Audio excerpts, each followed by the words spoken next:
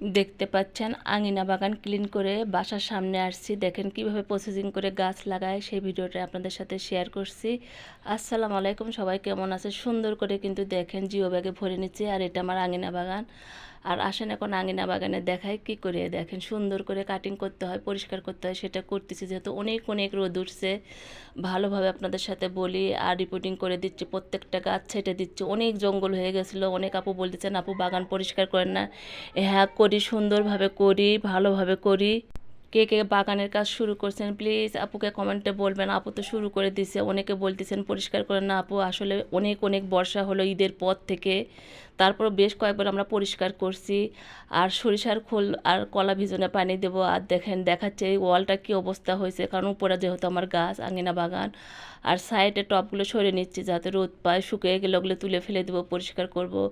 আর সুন্দরভাবে আমার আঙিনা বাগান দেখাচ্ছি। সুন্দর দেখেন এই মানি প্ল্যান্টগুলো কিন্তু আমার অনেক প্রিয় একটা গাছ। সুন্দরভাবে আপনাদের সাথে শেয়ার করলাম। আর আমি কিন্তু প্রত্যেক বছরে ওই দেওয়াল রং করে দিই সুন্দর দেখার জন্য করে। আর বাসার সামনে সুন্দর না করলে তো হবে না। আর গন্ধরাজ ফুল দেখেন সুন্দরভাবে দেখালাম। আর ডাল কাটাকাটি করছি, প্রত্যেকটা রিপোর্টিং করে দিচ্ছি, ডাল কাটাকাটি করছি আর সুন্দরভাবে শেয়ার করছি।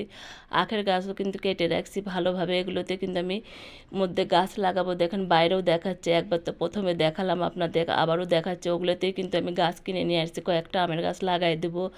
আর সুন্দরভাবে বাগানটা আমি ক্লিন করব ভালোভাবে। আর অনেক অনেক শান্তি লাগবে। অনেক জঙ্গল, এই পাশটা কিন্তু আজকে করতে পারবো না। এই পাশটা একটা পাশ করতেছি, যেহেতু আমরা দুইজন করতেছি, লোক নাই, পাচ্ছি না।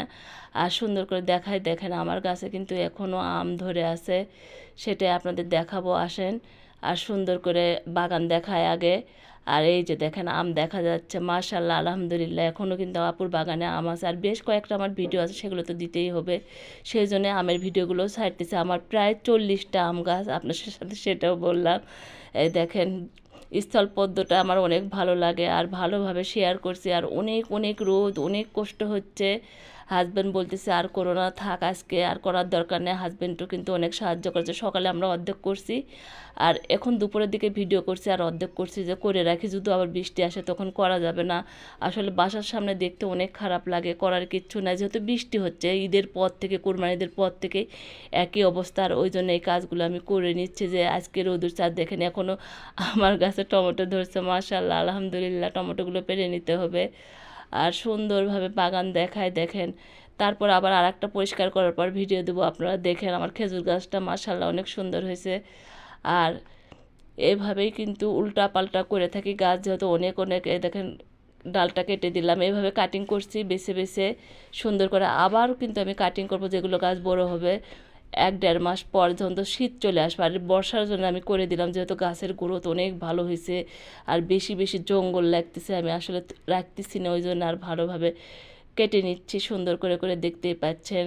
আর উল্টাপাল্টা করব। আনারস গাছ থেকে তো আমি আনারস খাইছি, আপনাদের সাথে শেয়ার করি। এই খেজুর গাছগুলো কিন্তু আমি সৌদি আরবের খেজুর আমার হাজব্যান্ড নিয়ে আসছিলো, ওগুলো লাগাই দিয়েছিলাম। দেখেন এখান থেকে আবার অন্য জায়গায় পার করতে হবে, সেটা আমি করে দেবো। আর এই ডালগুলো কিন্তু আমি আবারও জিও ব্যাগের মধ্যে দিয়ে দেবো। আরও জিও ব্যাগ আছে, যত গাছ রিপোর্টিং করতে হয়। আর দেখে দেখে করতেছি। আর দেখেন এই শ্যাওলাগুলো কিন্তু শীতের টাইমে আসলে আমি কিন্তু রং করে তুলে ফেলে আবার সুন্দর করে নতুন করে প্রসেস করে গাছ লাগাই। অনেক অনেক কষ্ট করি আর সুন্দরভাবে আপনাদের সাথে শেয়ার করি। আসলে জায়গা না থাকলে লাগানো যায় না। অনেক আপু বলে না আপু আমাদের জায়গা নাই, ইচ্ছা থাকলেও হয় না, জায়গা না থাকলে। আর বেলকুনি থাকলে লাগাবেন, আঙিনা থাকলে লাগাবেন।